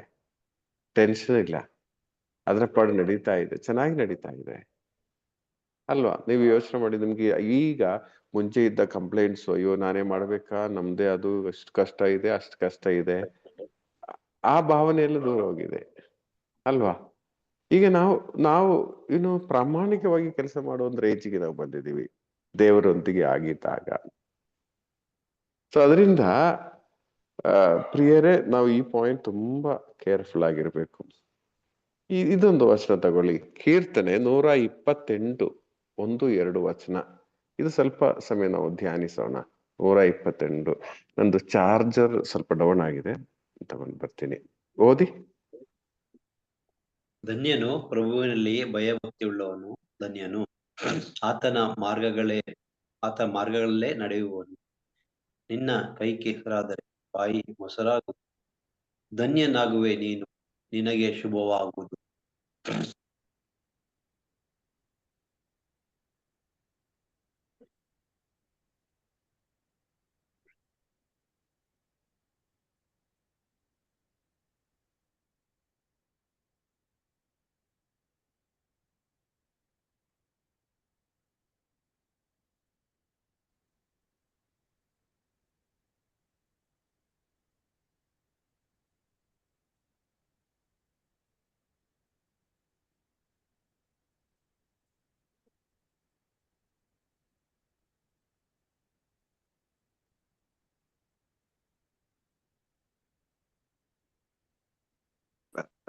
ಓದ್ತೀರಾ? ಹಾ ಸರ್. ಧನ್ಯನು ಪ್ರಭುವಿನಲ್ಲಿ ಭಯಭಕ್ತಿ ಉಳ್ಳವನು, ಧನ್ಯನು ಆತನ ಮಾರ್ಗಗಳೇ ನಡೆಯುವನು. ನಿನ್ನ ಕೈ ಕೆಸರಾದರೆ ಬಾಯಿ ಮೊಸರಾಗುವುದು. ಧನ್ಯನಾಗುವೆ ನೀನು, ನಿನಗೆ ಶುಭವಾಗುವುದು. ಸೊ ಇಲ್ಲಿ ಹೇಳ್ತಾ ಇದೆ, ಧನ್ಯನು ಯಾರು? ಧನ್ಯನು ಪ್ರಭುವಿನ ಅಷ್ಟೈಸೋನು ಪ್ರಭುವಿನ ಮಾರ್ಗದಲ್ಲಿ ನಡೆಯುವರು ಧನ್ಯನು. ಪ್ರಭುವಿನ ಮಾರ್ಗದಲ್ಲಿ ನಡೆಯುವರು ಧನ್ಯನು. ಅದ ನಂತರ ಬರೋದೆಲ್ಲ ಏನು? ಕೈ ಕೆಸರಾದರೆ ಬಾಯಿ ಮೊಸರು. ಮೊಸರು. ಎರಡನೇದಾಗಿ ಧನ್ಯನಾಗುವೆ ನೀನು, ನಿನಗೆ ಶುಭವಾಗುವುದು. ಇರುವಳು ನಿನ್ನ ಪತ್ನಿ ಮನೆಯಲ್ಲಿ ಫಲಭರಿತ ದ್ರಾಕ್ಷಾಲತೆಯಂತೆ. ಕೂರುವರು ನಿನ್ನ ಮಕ್ಕಳು ಊಟದ ಪಂಕ್ತಿಯಲ್ಲಿ ಒಲಿವು ಸಸಿಗಳಂತೆ. ಹೊಂದುವನು ಅಂತ ಆಶೀರ್ವಾದವನು ಪ್ರಭುವಿನಲ್ಲಿ ಭಯಭಕ್ತಿ ಉಳ್ಳವನು. ಅಂದ್ರೆ ಮನುಷ್ಯನು ಜೀವಿಸುವುದು ಒಂದು ಬಾಯಿ ಅಂದ್ರೆ ಊಟಕ್ಕಾಗಿ, ಇನ್ನೊಂದು ಕುಟುಂಬ ಸಮಾಧಾನಕ್ಕಾಗಿ, ಮಕ್ಕಳು, ಮನೆಯವರು. ಸೊ ಈ ಒಂದು ಕಾರ್ಯಕ್ಕಾಗಿನೇ ಮೇನ್ ಆಗಿ ದುಡಿಯೋರು. ಈ ವಿಷಯದಲ್ಲಿ ಕೀರ್ತನೆಗಾರರು ಏನ್ ಹೇಳ್ತಾ ಇದ್ದಂದ್ರೆ, ಇದೆಲ್ಲ ಯಾವಾಗ ಸೆಟ್ರೇಟ್ ಆಗ್ತದೆ? ಪ್ರಭುವಿನ ಮಾರ್ಗದಲ್ಲಿ ನಡೆದರೆ ಮಾತ್ರ. ಪ್ರಭುವಿನ ಮಾರ್ಗದಲ್ಲಿ ನಡೆಯುವಾಗ ಈ ವಿಷಯಗಳು ಸೆಟ್ರೇಟ್ ಆಗ್ತದೆ. ನೀವು ಹೇಗೆ ಕೈ ಕೆಸರ ಹಾರ್ಡ್ ವರ್ಕ್ ಮಾಡುವುದು ವಿಷಯ, ಮನೆಯಲ್ಲಿ ಸ್ವಲ್ಪ ಶಾಂತಿ ಸಮಾಧಾನ ಇರುವ ವಿಷಯ, ಮಕ್ಕಳ ಅವಸ್ಥೆಗಳ ವಿಷಯ, ಪ್ರಿಯರೇ ಇದಕ್ಕಾಗಿನೇ ನಾವು ಒದ್ದಾಡುವುದು. ದಿನೇ ದಿನೇ ಟೆನ್ಷನ್ ಆಗೋದು ಈ ವಲಯಗಳಲ್ಲೇ ಅಲ್ವಾ? ಅದಲ್ಲದೆ ಏನಾದ್ರು ವಿಷಯ ಇದೆಯಾ ದಯಾಲೆ? ಈ ಮೂರು ವಿಷಯಗಳು ಬಿಟ್ರೆ ಬೇರೆ ಏನಾದ್ರು ವಿಷಯ ಇದೆಯಾ ನಮ್ಗೆ ಟೆನ್ಷನ್ಗೆ, ಪ್ರೇಯರ್? ಇದೆ ಅಲ್ವಾ ಬ್ರದರ್? ಆಕ್ಚುಲಿ ಇದೆ ಮೇನು. ನೋಡಿ, ನಾವು ಹಾರ್ಡ್ ವರ್ಕ್ ಮಾಡ್ಲೇಬೇಕು. ಈ ಒಂದು ಲೈಫ್ ಅಲ್ಲಿ ನಾವು ದೇವ್ರನ್ನ ಸ್ತುತಿಸ್ಬೇಕು, ಯಾಕಂದ್ರೆ ನಾವು ವಿಶ್ವಾಸಿಗಳು. ಅದ್ ದೇವರಲ್ಲಿ ಭಯಭಕ್ತಿ ಇಟ್ಕೊಂಡು ನಾವು ಹಾರ್ಡ್ ವರ್ಕ್ ಮಾಡ್ಕೊಂಡು ಸಾಕ್ತಾ ಇರ್ತೀವಿ. ನಮ್ ಜೀವನ ಹಂಗೆ ಒಂಥರ ಸ್ಮೂತ್ ಗೋಯಿಂಗ್ ಅಂತ ಹೇಳ್ತೀವಿ. ಸೊ ಈಗ ಪ್ರಾಬ್ಲಮ್ ಏನಂದ್ರೆ, ನಾವು ಈ ದೇವರಲ್ಲಿ ಆಶ್ರಯ ಪಡದೇ ಇದ್ರೆ, ದೇವರಲ್ಲಿ ಆಶ್ರಯ ಇಲ್ಲದೆ ಇದ್ರೆ hard work waste. Hard work waste ಆಗ್ತದೆ. ಹಾರ್ಡ್ ವರ್ಕ್ ವರ್ಕೌಟ್ ಆಗಲ್ಲ. ದೇವರಲ್ಲಿ ಆಶ್ರಯ ಪಡದೇ ಇದ್ರೆ ನಮ್ಗೆ ಮನೆಯಲ್ಲಿ ಸಮಸ್ಯೆಗಳಿರ್ತದೆ. ದೇವರಲ್ಲಿ ಆಶ್ರಯ ಇಲ್ಲದೆ ಇದ್ರೆ ಮಕ್ಕಳ ಜೀವನದಲ್ಲಿ ಸಮಸ್ಯೆ ಆಗುತ್ತೆ. ಇದು ಆಕ್ಚುಲಿ ಒಂದು ಯೂನಿವರ್ಸಲ್ ಟ್ರೂತ್ ಆಗಿದೆ. ಪ್ರಾಬ್ಲಮ್ ಏನಂದ್ರೆ ದೇವರಲ್ಲಿ ನಾವು ಆಶ್ರಯ ಪಡಬೇಕು. ಆಗ ನ್ಯಾಚುರಲಿ ಬಾಕಿಯೆಲ್ಲ ಸೊ ಇದು ಇಟ್ಕೊಂಡೇನೆ ಸ್ವಾಮಿ ಹೇಳಿರುವುದು, ಈ ಊಟದ ವಿಷಯ, ಓಕೆ, ಬಟ್ಟೆಯ ವಿಷಯ, ಇದರ ಬಗ್ಗೆ ನೀವು ಚಿಂತಿಸಬೇಡಿ. ಚಿಂತಿಸಿ 1 hour ಆದ್ರೂ ನೀವು ನಿಮ್ಮ ಲೈಫ್ ಎಕ್ಸ್ಟೆಂಡ್ ಮಾಡಕ್ ಆಗುತ್ತಾ? ಇಲ್ಲ. ಚಿಂತಿಸಿ 1 hour ಕಡಿಮೆ ಬೇಕಾದ್ರೆ ಆಗುತ್ತದೆ, ಆದ್ರೆ ಜಾಸ್ತಿ ಮಾಡಕ್ಕೆ ನಮ್ಗೆ ಸಾಧ್ಯನೇ ಇಲ್ಲ. ಓಕೆ, ಸೊ ಪ್ರಿಯರೇ, ಈ ವಿಷಯ ಇನ್ನೊಂದು ರೋಮಾಪುರದವರಿಗೆ ಬರೆದ ಪತ್ರ 14ನೇ ಅಧ್ಯಾಯ 23 ತಗೊಳ್ಳುವಾಗ, ರೋಮ 14:23. ಅನುಮಾನದಿಂದ ಊಟ ಮಾಡುವವನು ದೇವರ ಮುಂದೆ ಅಪರಾಧಿ ಆಗುತ್ತಾನೆ, ಏಕೆಂದರೆ ಅವನ ವಿಶ್ವಾಸದ ಆಧಾರ ಮೇಲೆ ವರ್ತಿಸುತ್ತಿಲ್ಲ. ವಿಶ್ವಾಸದ ಆಧಾರವಿಲ್ಲದೆ ಮಾಡುವುದೆಲ್ಲವೂ ಪಾಪವೇ. ಓಕೆ, ಒಂದು ವಿಷಯ, ಹೇಗೆ ಊಟ ಮಾಡುವನು? ಅನುಮಾನದಿಂದ ಊಟ ಮಾಡುವನು ದೇವರ ಮುಂದೆ ಪಾಪಿಷ್ಠನಾಗ್ತಾನೆ. ಅಂದ್ರೆ ಇದರಲ್ಲಿ ಪಾಪ ಅಂತ ಹೇಳೋದೇನು? ವಿಶ್ವಾಸ ಇಲ್ಲದೆ ಇರುವವರು ಅಲ್ವಾ? ವಚನ ಓದಿ ಮತ್ತೊಮ್ಮೆ. ಅನುಮಾನದಿಂದ ಊಟ ಮಾಡುವವನು ದೇವರ ಮುಂದೆ ಅಪರಾಧಿಯಾಗುತ್ತಾನೆ, ಏಕೆಂದರೆ ಅವನ ವಿಶ್ವಾಸದ ಆಧಾರ ಮೇಲೆ ವರ್ತಿಸುತ್ತಿಲ್ಲ. ವಿಶ್ವಾಸದ ಆಧಾರವಿಲ್ಲದೆ ಮಾಡುವುದೆಲ್ಲವೂ ಪಾಪವೇ. ವಿಶ್ವಾಸ ಇಲ್ಲದೆ ಬರೀ ಅನುಮಾನ, ಆಂಕುಲತೆ, ಚಿಂತೆಯಿಂದ, ಡೌಟ್ನಿಂದ ಊಟ ಮಾಡುವನು ಪಾಪಿಷ್ಠನು ಎಂದು ದೇವರ ವಚನ ಹೇಳ್ತಾ ಇದೆ. ಅಂದ್ರೆ ಈ ಆಕುಲತೆ ಇದೆಯಲ್ಲ, ಆಕುಲತೆ, ಅಯ್ಯೋ ಏನಾಗ್ತದೋ, ಇದು ತಿಂದ್ರೆ ಏನಾಗ್ತದೋ, ಈ ಒಂದು ಆತಂಕ ಎಂಬುದು ದೊಡ್ಡ ಪಾಪವಾಗಿ ದೇವರ ವಚನ ಹೇಳ್ತಾ ಇದೆ. ಈ ಆತಂಕ ಇದೆಯಲ್ಲ, ಏನಾಗ್ತದೋ, ಟೆನ್ಷನ್, ಇದು ದೊಡ್ಡ ಪಾಪ. ಇದು ಯಾರಿಗೆ ಬರುತ್ತದೆ? ತುಂಬಾ ಆಕುಲತೆ ಇಲ್ಲದಿರುವ ಅವಸ್ಥೆ, ಆತಂಕ ಅವಸ್ಥೆ ಯಾವಾಗ ಬರುತ್ತದೆ? ಯಾರಿಗೆ ಬರುತ್ತದೆ? ಈ ಶಶಿಕಲಾ ಸ್ವಂತ ಶಕ್ತಿ ಮಾಡಕ್ ಹೋದಾಗ ಮಾತ್ರ ಅನುಮಾನ ಸ್ವಂತವಾಗಿ ಅನುಮಾನ ಚಿಂತೆ ಮಾಡ್ತಾರೆ. ಡೌಟ್ ಅಲ್ಲಿ ದೇವರನ್ನ ಆಶ್ರಯಿಸದೆ ಮಾಡೋರಿಗೆ ಸರ್. ದೇವರನ್ನು ಆಶ್ರಯಿಸದೇ ಇರುವವರಿಗೇನೆ ಈ ಆಕುಲತೆ ಇರುವುದು. ಆರಾಮ ಏ ಚೆನ್ನಾಗಿ ತಿನ್ಕೊಂಡು ನೋಡ್ಕೊಂಡು ಚೆನ್ನಾಗಿರ್ತಾರೆ. ಅಲ್ವಾ? ನಾವು ದೇವರನ್ನ ಆಶ್ರಯಿಸುವವರಾದ್ರೆ ಹೌದು, ನಾವು ದುಡಿತಾ ಇದೀವಿ, ನಾವು ತಿಂತಾ ಇದೀವಿ, ಇದ್ರಲ್ಲಿ ದೇವ್ರದ್ದು ಇದು ಎಲ್ಲಿಂದ ಬಂತು? ಆ ಮಾತುಗಳು ಕೇಳ್ಬಿಟ್ರೆ ದೇವರನ್ನ ನಾವು ಆಶ್ರಯಿಸುವುದಾದ್ರೆ, ಪೂರ್ಣವಾಗಿ ದೇವರನ್ನ ಆಶ್ರಯಿಸೋದಾದ್ರೆ, ಏನೇ ಆದ್ರೂ ದೇವರಿಗೆ ಗೊತ್ತಿದೆ, ಏನೇ ವಿಷಯ ನಡೆದ್ರೂ ದೇವರಿಗೆ ಗೊತ್ತಿದೆ, ದೇವರಿಗೆ ಗೊತ್ತಿಲ್ಲದೆ ಏನು ನಡೆಯಲ್ಲ. ಈ ಒಂದು ಅವಸ್ಥೆಗೆ ನಾವು ಬರೋದಾದ್ರೆ ಪ್ರಿಯರೇ, ನಮ್ಗೆ ಆಕುಲತೆಯೇ ಇರಲ್ಲ. ಒಪ್ತೀರಾ? ಹಾಗಾದ್ರೆ ದೊಡ್ಡ ಪಾಪ ಅಂದ್ರೆ ಏನು? ಈ ಆಕುಲತೆ. ವಿಶ್ವಾಸ ಇದೆ. ಆಕುಲತೆ ಅಂತ ಹೇಳುವಾಗ ಏನಾಗ್ತದೆ? ವಿಶ್ವಾಸ ಇಲ್ಲದೆ ಇರೋ ವ್ಯಕ್ತಿಗಳಿಗೆ ಬರೋದೇ ಇದು. ಅವ್ರಿಗೆ ಹಾಗೆ ಮಾಡಿದ್ರು ಇನ್ನೇನಾಗ್ತದೋ ಏನಾಗ್ತದೋ, ಮಕ್ಕಳ ವಿಷಯದಲ್ಲಿ ಏನಾಗ್ತದೆ, ಅಯ್ಯೋ ನಾಳೆಗೆ ಏನಾಗ್ತದೆ, ಈ ಚಿಂತೆ ಬರುವುದೆಲ್ಲ ವಿಶ್ವಾಸ ಇಲ್ಲದೆ ಇರುವವರ ಸಮಸ್ಯೆಗಳೇ. ನಿಜವಾಗಿ ವಿಶ್ವಾಸ ಇರುವವರಾದ್ರೆ ಅವ್ರಿಗೆ ಹೇಗೆ ನಡೆಯುತ್ತದೆ ಅಂತ ಗೊತ್ತಿರಲ್ಲ, ಆದರೆ ಈ ಕಾರ್ಯ ಹೇಗೋ ದೇವರು ಮಾಡುತ್ತಾರೆ ಅಂತ ಗೊತ್ತಿರುತ್ತದೆ. ಅದರಿಂದ ನಮ್ಗೆ ಟೆನ್ಷನ್ ಇರಲ್ಲ. ಈಗ ಏನೋ ಸಮಸ್ಯೆ ಆಯ್ತು, ಇದ್ರಲ್ಲೂ ದೇವರಿಗೆ ಏನೋ ಒಂದು ಪ್ಲಾನ್ ಇದೆ. ಏನೋ ಸಮಸ್ಯೆ ಆಗಿದೆ, ಇದರಲ್ಲೂ ದೇವರಿಗೆ ಏನೋ ಒಂದು ಪ್ಲಾನ್ ಇದೆ. ಪ್ರಿಯರೇ, ಇದು ವಿಶ್ವಾಸ ಇರುವವರ ಒಂದು ಲಕ್ಷಣ ಆಗ್ತದೆ. ಏನೇ ನಡೆದರು ಅದರಲ್ಲಿ ಒಂದು ಪ್ಲಾನ್ ಇದೆ.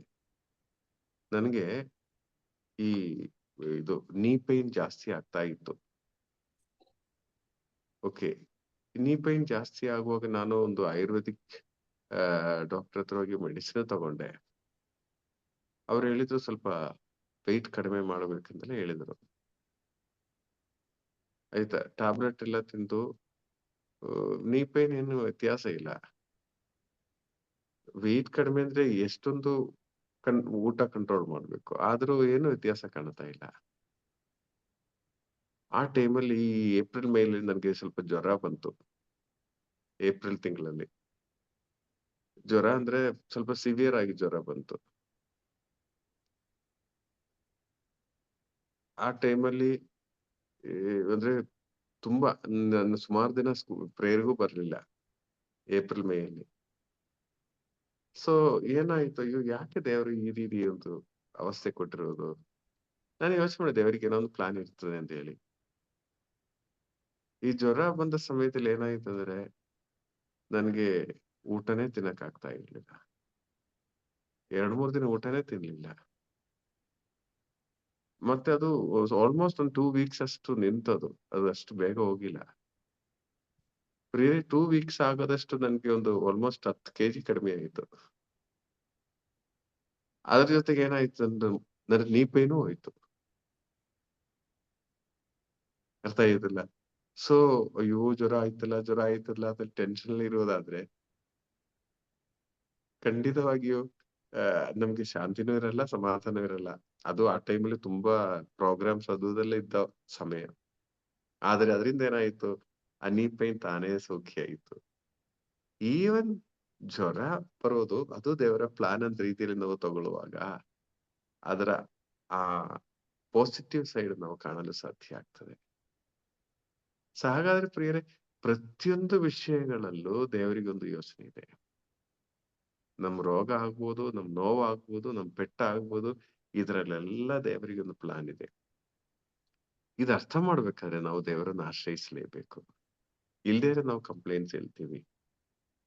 ಯೆಶಾಯ ಪ್ರವಾದಿ 43:2-3 ವಚನಗಳು ಓದುವಾಗ, ಯೆಶಾಯ ಪ್ರವಾದಿ 43:2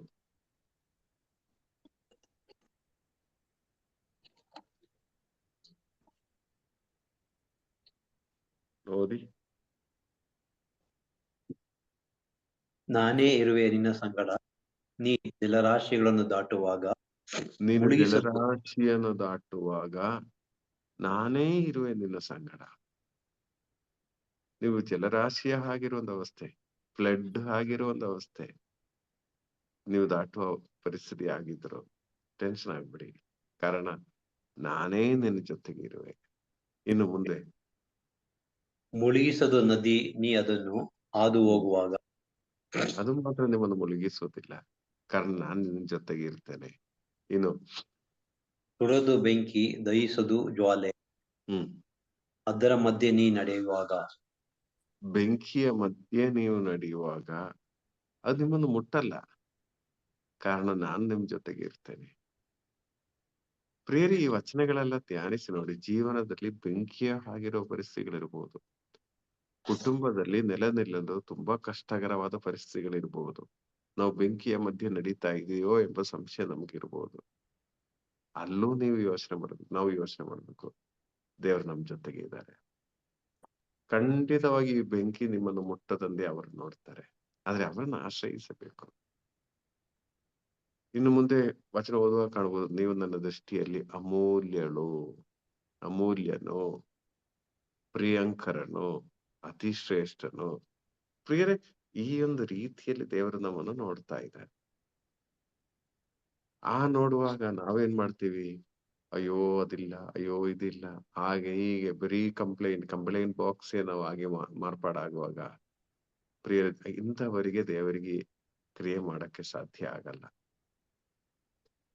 ದೇವರನ್ನು ಆಶ್ರಯಿಸಿ ಯಾವುದೇ ಅವಸ್ಥೆ ಅದರ ಮುಂದೆ ಹೋಗಿ.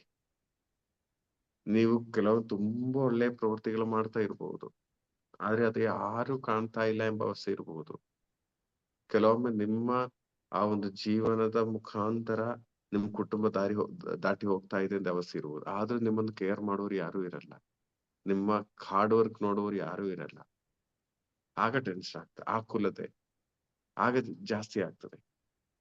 ಪ್ರಿಯರೇ, ಯಾವಾಗ ನಮ್ಗೆ ಈ ಒಂದು ಟೆನ್ಷನ್, ಈ ಒಂದು ಆಕುಲತೆ ಇದು ಜಾಸ್ತಿ ಆಗುವಾಗ ಏನಾಗ್ತದೆ? ದೇವರಿಗೆ ಕ್ರಿಯೆ ಮಾಡಕ್ ಆಗದೆ ಒಂದು ಪರಿಸ್ಥಿತಿ ಆಗ್ತದೆ.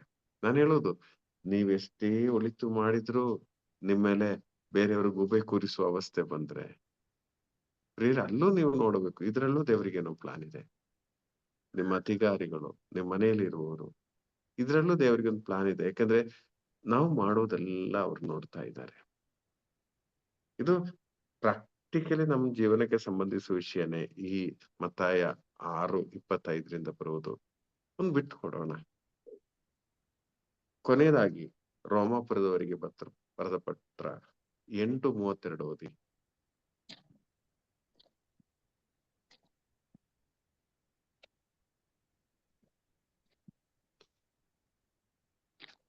ದೇವರು ತಮ್ಮ ಸ್ವಂತ ಪುತ್ರನನ್ನೇ ನಮ್ಮೆಲ್ಲರಿಗಾಗಿ ಕೊಡಲು ಹಿಂಜರಿಯಲಿಲ್ಲ. ತಮ್ಮ ಪುತ್ರನನ್ನೇ ಬಲಿದಾನವಾಗಿ ಅರ್ಪಿಸಿದ ದೇವರು ಮತ್ತೇನು ತಾನೇ ನಮಗೆ ವರದಾನವಾಗಿ ಕೊಡದಿಲ್ಲಲಾರರು?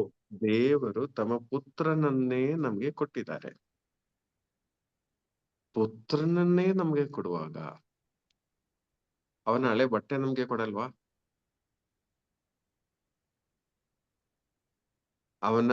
ಅವನ್ ಕೆಲಸ ಅವನ್ ಮಾಡ್ತಾ ಇದ್ದ ಸಾಧನೆಗಳು ನಮ್ಗೆ ಕೊಡಲ್ವಾ? ಪುತ್ರನ ಜೀವವನ್ನೇ ನಮ್ಗೆ ಕೊಟ್ಟಿದ್ದಾರೆ. ಹಾಗಾದ್ರೆ ನಮ್ಗೆ ಇನ್ನೇನು ಕೊಡಕ್ಕೆ ಬಾಕಿ ಇಲ್ಲ. ಇದು ಅರ್ಥ ಮಾಡಿ. ತನ್ನ ಪುತ್ರನನ್ನೇ ನಮ್ಗೆ ಕೊಟ್ಟವರು ಇನ್ನೇನ್ ತಾನೇ ಕೊಡಲ್ಲ ಅವರು? ಯೋಚನೆ ಮಾಡಿ ನೋಡಿ. ಸೊ ಅದರಿಂದ ನಮ್ಮ ರಕ್ಷಣೆಗಾಗಿ ತನ್ನ ಪುತ್ರನನ್ನು ಕೊಟ್ಟವರು ಇನ್ನು ನಮ್ಗೆ ಯಾವುದು ಕೊಡಕ್ಕೆ ಅವ್ರು ಹಿಂಜರಿಯೋದಿಲ್ಲ. ಅವ್ರು ಯಾವುದು ನಮ್ಗೆ ತಡೆ ಮಾಡಿಡಲ್ಲ. ಪ್ರಾಬ್ಲಮ್ ಏನು?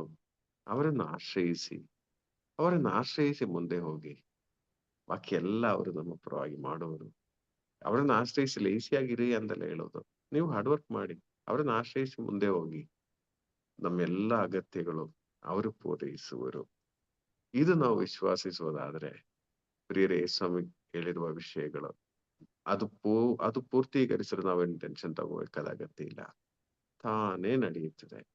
ಊಟ ಬಂದೇ ಬರುತ್ತೆ, ಬಟ್ಟೆ ಬಂದೇ ಬರುತ್ತೆ. ಒಮ್ಮೆ ಒಂದು ಫಾದರ್ ಹೇಳಿದ್ರು, ಈಗ ನಾನು ಸ್ಲಿಪ್ಪರ್ ಚೇಂಜ್ ಮಾಡ್ಬೇಕಾ ಎಂಬ ರೀತಿ ಯೋಚನೆ ಮಾಡ್ತಾ ಇದ್ರಂತೆ. ಇದು ಹಳೇದಾಯ್ತಲ್ಲ, ಇದು ಚೇಂಜ್ ಮಾಡ್ಬೇಕಾ ಅನ್ನೋದು ಯೋಚನೆ ಮಾಡ್ತಾ ಇದ್ರಂತೆ. ಆವತ್ ಮಧ್ಯಾಹ್ನ ಅವ್ರಿಗೊಬ್ರು ಗಿಫ್ಟ್ ಕೊಟ್ರು ಒಂದು ಕವರಲ್ಲಿ. ಓಪನ್ ಮಾಡಿ ನೋಡುವಾಗ ಆಶ್ಚರ್ಯ ಆಯ್ತು. ಒಂದ್ ಸ್ಲಿಪ್ಪರ್, ಒಂದ್ ಚಪ್ಪಲಿ. ಅವ್ರು ಏನ್ ಯೋಚನೆ ಮಾಡಿದ್ರು, ಚೇಂಜ್ ಮಾಡ್ಬೇಕಾ ಎಂದು ಯೋಚನೆ ಮಾಡಿದ ತಕ್ಷಣನೇ ದೇವರವರಿಗೆ ಒಂದು ಚಪ್ಪಲ್ ಕೊಟ್ಟು ಕಳಿಸಿದ್ರಂತೆ.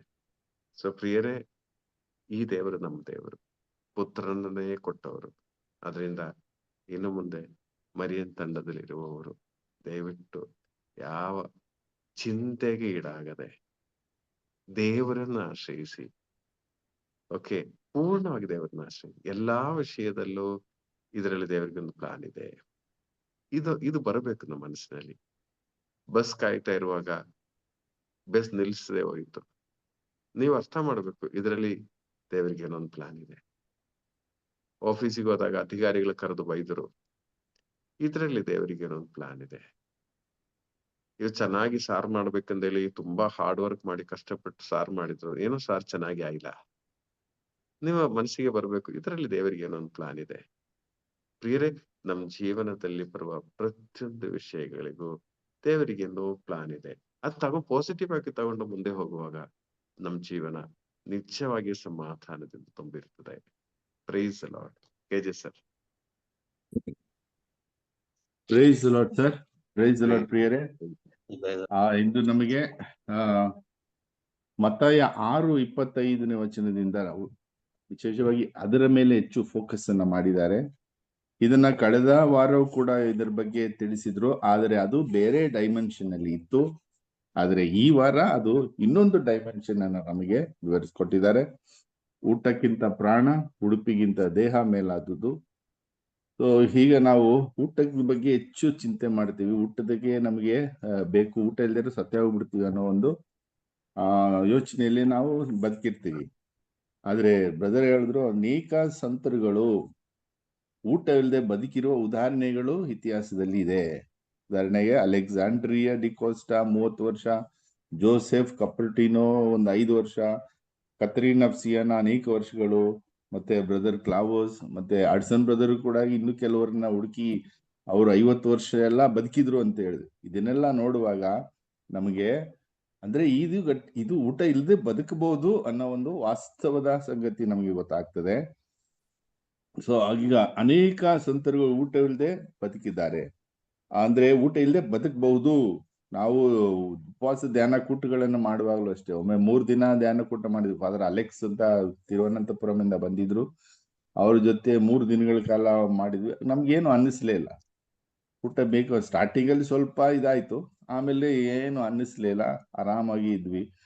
ಸೊ ಹಾಗಾಗಿ ಬಟ್ಟೆಗಿಂತ ದೇಹ ಮುಖ್ಯ. ಇನ್ನೊಂದು ವಚನ, ನಮ್ಮ ಶರೀರದಲ್ಲಿರುವ ಸೂಕ್ಷ್ಮ ವಿಷಯಗಳನ್ನ ದೇವರು ಪರಿಪೂರ್ಣವಾಗಿ ಮಾಡಿದ್ದಾರೆ. ಉದಾಹರಣೆಗೆ ಹಾರ್ಟ್ ಬೀಟ್ ಹೇಳಿದ್ರು. ಸೊ 1 ನಿಮಿಷದಲ್ಲಿ ಎಷ್ಟು ಹಾರ್ಟ್ ಬೀಟ್, 70-80 ಸರಿ ಆದ್ರೆ 1 ದಿನದಲ್ಲಿ ಎಷ್ಟು 40 ಲಕ್ಷಕ್ಕಿಂತ ಹೆಚ್ಚು ಹಾರ್ಟ್ ಬೀಟ್ ಇರ್ತದೆ. ಮತ್ತೆ ರಕ್ತ ಪರಿಚಲನೆ ಎಷ್ಟೋ 1000 ಕಿಲೋಮೀಟರ್ ಅಷ್ಟು ರಕ್ತ ಚಲನೆ ಅಂಟಾಗ್ತದೆ ನಮ್ಮ ದೇಹದಲ್ಲಿ, ಅಷ್ಟೊಂದು ನರಗಳು ಇವೆ. ಹಾಗೆ ನಮ್ಮ ದೇಹದಲ್ಲಿ 3000 ಕೋಟಿಗಿಂತ ಹೆಚ್ಚು ಸೆಲ್ಸ್, ಕೋಶಗಳು ಇವೆ. ಸೊ ಇಂತಹ ಸಂಕೀರ್ಣವಾದ ಶರೀರವನ್ನ ಹೇಗೆ ದೇವರು ನಿರ್ಮಿಸಿಕೊಟ್ಟಿದ್ದಾರೆ. ಹಾಗಾಗಿ ಇದು ಬಹಳ ಮುಖ್ಯ. ಊಟಕ್ಕಿಂತ ಶರೀರ ಬಹಳ ಮುಖ್ಯ ನಮಗೆ. ಮತ್ತೆ ಧ್ಯಾನ ಕೂಟಕ್ಕೆ ಬಂದ ಒಂದು ದಂಪತಿಗಳ ಸಾಕ್ಷಿಯನ್ನ ಕೊಟ್ರು. ಸೊ ಅಂದ್ರೆ ಅಲ್ಲಿ ಹೇಳಿರುವ ಒಂದು ವಿಚಾರ ಅಂತ ಹೇಳಿದ್ರೆ, ದೇವರನ್ನ ಆಶ್ರಯಿಸಿದವರಿಗೆ ಯಾವುದೇ ಕೊರತೆ ಇಲ್ಲ.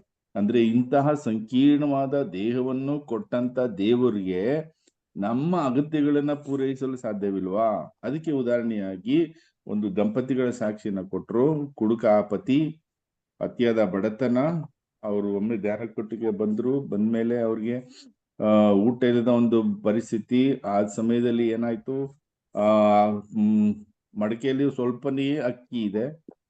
ಸೊ ಅದರಲ್ಲಿ ಒಂದೆರಡು ಕಾಳನ್ನ ಬಿಟ್ಟು ಮಾಡುವಾಗ, ತಾಯಿ ಒಂದಿನ ಮಾಡುವಾಗ, ಮಗಳು ಒಂದಿನ ಮಾಡುವಾಗ, ತಾಯಿ ಯೋಚನೆ ಮಾಡ್ತಾರೆ ಮಗಳು ಸಾಲ ತಂದಿರ್ಬೇಕು, ಮಗಳು ಯೋಚನೆ ಮಾಡ್ತಾರೆ ತಾಯಿ ಸಾಲ ತಂದಿರ್ಬೇಕು ಅಂತ. ಆಮೇಲೆ ಗೊತ್ತಾಗ್ತದೆ ಅವ್ರಿಗೆ ಸತ್ಯ, ತಾಯಿನೂ ಸಾಲ ತಂದಿಲ್ಲ, ಮಗಳು ಸಾಲ ತಂದಿಲ್ಲ. ಆದ್ರೆ ಅವರ ಅಕ್ಕಿಯನ್ನ ಪೂರೈಸಿದವರು ದೇವರೇ. ಅವರಿಗೆ ಸಮಯ ಬರುವವರೆಗೂ ಅದನ್ನ ಪೂರೈಸಿಕೊಟ್ಟಿದ್ದಾರೆ. ಅಂದ್ರೆ ಆ, ಎಷ್ಟರ ಮಟ್ಟಿಗೆ ನಾವು ದೇವರನ್ನ ಆಶ್ರಯಿಸ್ತೇವೆ ಅಷ್ಟೂ ಪೂರ್ಣವಾಗಿ ದೇವರು ನಮ್ಮನ್ನ ಕಾಪಾಡ್ತಾರೆ, ನಮ್ಮ ಕೊರತೆಗಳನ್ನ ಪೂರೈಸ್ತಾರೆ. ಸೊ ಅನ್ನೋದು ಅರ್ಥ ಆಯ್ತು. ನಾವು ಸಂಪೂರ್ಣವಾಗಿ ದೇವರನ್ನೇ ಆಶ್ರಯಿಸಬೇಕು, ಇದು ಇಲ್ಲಿ ಬರುವಂತ ಮಹತ್ವಪೂರ್ಣವಾದ ಅಂಶ. ಹಾಗೆ ಕೀರ್ತನೆ 34:10, ಯುವ ಕೇಸರಿಗೆ ಹಸಿವು ಇದೆ, ಆದರೆ ಪ್ರಭುವನ್ನು ಅರಸುವವರಿಗೆ ಇರೋದು ಒಳಿತಿನ ಅಭಾವ. ಇದಕ್ಕೆ ದಾನಿಯೇಲನ ಒಂದು ಉದಾಹರಣೆ ಕೊಟ್ಟರು. ದಾನಿಯೇಲ ಮತ್ತು ಘಟಸರ್ಪದಲ್ಲಿ ಬರುವಂತ ಒಂದು ಘಟನೆ. ದಾನಿಯೇಲ ಸಿಂಹಗಳ ಒಂದು ಬಾವಿ ಒಳಗಡೆ ಸಿಂಹಗಳ ಜೊತೆ ಇರ್ತಾನೆ. ಸಿಂಹಗಳಿಗೂ ಊಟ ಇಲ್ಲ, ದಾನಿಯೇಲಿಗೂ ಊಟ ಇಲ್ಲ. ಸೊ ಇಂಥ ಅವಸ್ಥೆಯಲ್ಲಿ ದಾನಿಯೇಲನಿಗೆ ಹಬಕ್ಕೂಕನ ಮುಖಾಂತರ ದೇವರು ಊಟ, ಅವನು ಎಲ್ಲೋ ರಾಜ್ಯದಲ್ಲಿ ಇರ್ತಾನೆ, ಯಾರಿಗೋ ಗದ್ದೆಯಲ್ಲಿ ಕೆಲಸ ಮಾಡೋರಿಗೆ ಊಟ ತಕೊಂಡು ಹೋಗ್ತಾ ಇರ್ತಾನೆ. ಅವನನ್ನ ನೋಡಿ ಇನ್ನೊಂದು ರಾಜ್ಯಕ್ಕೆ ತಂದು ದಾನಿಯೇಲನಿಗೆ ಊಟ ಬಡಿಸ್ತಾರೆ.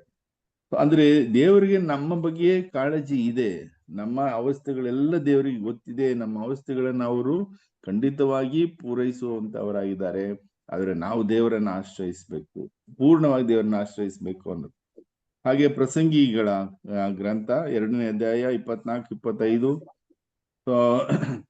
ತಿಂದು ಕುಡಿದು ತನ್ನ ದುಡಿಮೆಯಿಂದ, ಅಂದ್ರೆ ತಿಂದು ಕುಡಿಬೇಕು, ಅದು ಯಾವಾಗ ನಮ್ಮ ದುಡಿಮೆಯಿಂದ ಮಾತ್ರ ನಾವು ತಿಂದು ಕುಡಿಬೇಕು. ಸೊ ಆವಾಗ ಅದಕ್ಕೆ ಒಂದು ಬೆಲೆ ಇರ್ತದೆ, ಅದು ಸರಿಯಾದ ಕ್ರಮ. ತಿನ್ನದೆ ಕುಡಿದೆ ಅಂದ್ರೆ ಪರಿಶ್ರಮ ಪಡೆದೆ ನಾವು ತಿಂದು ಕುಡಿಯುವ ಹಾಗಿಲ್ಲ. ಅಂದ್ರೆ ಇಲ್ಲಿ ಏನಪ್ಪಾ ಅಂದ್ರೆ ದೇವರನ್ನ ಯಾರು ಆಶ್ರಯಿಸ್ತಾರೆ ಅವರು ತಿಂದು ಕುಡಿಯೋದು ಸುಮ್ಮನೆ ಇಲ್ಲ, ಅಂದ್ರೆ ಅವರು ಪರಿಶ್ರಮ ಪಡ್ತಾರೆ, ಸುಮ್ಮನೆ ಇರಕ್ಕಾಗಲ್ಲ ಅವ್ರಿಗೆ. ಸೊ ಹಾಗಾಗಿ ಅವರು ಸುಮ್ಮನೆ ಇರೋದನ್ನ ನಾವು ಕಾಣೋದೇ ಇಲ್ಲ. ಹಾಗಾಗಿ ದೇವರನ್ನ ಆಶ್ರಯಿಸುವವರು ಏನಾದ್ರೂ ಕೆಲಸಗಳು ಮಾಡ್ತಾ ಇರ್ತಾರೆ, ದುಡಿತಾ ಇರ್ತಾರೆ. ಹಾಗೆ 2 ಥೆಸಲೋನಿಕ 3:10, ದುಡಿಯೋನು ಉಣಲು ಬಾರದು, ಅಂದ್ರೆ ಪರಿಶ್ರಮ ಪಡ್ಲೇಬೇಕು. ಪರಿಶ್ರಮ ಪಡದೇ ಇದ್ರೆ ನಾವು ಊಟ ಮಾಡಕ್ಕೆ ಹೋಗ್ಬಾರ್ದು. ಹಾಗಾದ್ರೆ ಇಲ್ಲಿ ಒಂದ್ ಕಡೆ ದೇವ್ರು ಹೇಳ್ತಾರೆ ಊಟದ ಬಗ್ಗೆ ಚಿಂತೆ ಮಾಡಬೇಡಿ ಅಂತಾರೆ, ಇನ್ನೊಂದು ಕಡೆ ಹೇಳ್ತಾರೆ ಪರಿಶ್ರಮ ಪಟ್ಟು ಊಟ ಮಾಡ್ಬೇಕು ಅಂತ. ಹಾಗಾದ್ರೆ ಹೇಗೆ ಇದು ಅನ್ನೋದು. ಅಂದ್ರೆ ನಾವು ದೇವರನ್ನ ಆಶ್ರಯಿಸಿದಾಗ ಇಂತಹ ಚಿಂತೆ ನಮಗೆ ಹೆಚ್ಚು ಕಾಡುವುದಿಲ್ಲ, ದೇವರು ಹೇಗೋ ಒದಗಿಸ್ಕೊಡ್ತಾರೆ ಅಂತೇಳಿ. ಆಮೇಲೆ ಕೀರ್ತನೆ 128:1-2, ನಿನ್ನ ಕೈ ಕೆಸರಾದರೆ ಬಾಯಿ ಮೊಸರು. ಅಂದ್ರೆ ಇಲ್ಲಿ ಸ್ವಲ್ಪ ವಿವರವಾಗಿ ಹೇಳ್ಕೊಡ್ತಾ ಹೋದ್ರು. ಮನುಷ್ಯನ ಮುಖ್ಯವಾಗಿ ದುಡಿದು ಊಟಕ್ಕಾಗಿ, ಕುಟುಂಬದ ನಿರ್ವಹಣೆಗಾಗಿ, ಮಕ್ಕಳ ಮಡದಿಗಳನ್ನು ಸಾಕಲು. ಆದ್ರೆ ದೇವರ ಆಶ್ರಯವಿಲ್ಲದೆ ನಾವು ಪಡುವಂತ ಎಲ್ಲ ಪರಿಶ್ರಮ ವ್ಯರ್ಥವಾಗ್ತದೆ. ಸೊ ದೇವರ ಆಶ್ರಯ ಇಲ್ಲದೆ ಹೋದ್ರೆ ಎಲ್ಲವೂ ಮನೆಯಲ್ಲಿ ಸಮಸ್ಯೆ, ಮಕ್ಕಳಲ್ಲಿ ಸಮಸ್ಯೆ ಎಲ್ಲ ಉಂಟಾಗ್ತದೆ. ಆದ್ರೆ ದೇವರನ್ನ ಆಶ್ರಯಿಸುವಾಗ ಹೇಗೋ ದೇವರು ಅದನ್ನ ನಡೆಸ್ಕೊಂಡು ಹೋಗ್ತಾರೆ. ಮತ್ತೆ ಯೇಸು ನಮಗೆ ಹೇಳಿದ್ದು ಊಟ ಬಟ್ಟೆಗಾಗಿ ಚಿಂತಿಸಬೇಡಿ, ಚಿಂತಿಸಿ ನೀವು ಏನನ್ನು ಸಾಧಿಸಲಿಕ್ಕೆ ಸಾಧ್ಯವಿಲ್ಲ ಅನ್ನೋದು.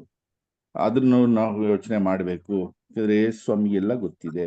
ರೋಮನಿಯರಿಗೆ ಬರೆದ ಪತ್ರ 14:23, ಅನುಮಾನದಿಂದ ಊಟ ಮಾಡುವವನು ದೇವರ ಮುಂದೆ ಅಪರಾಧಿ ಆಗ್ತಾನೆ.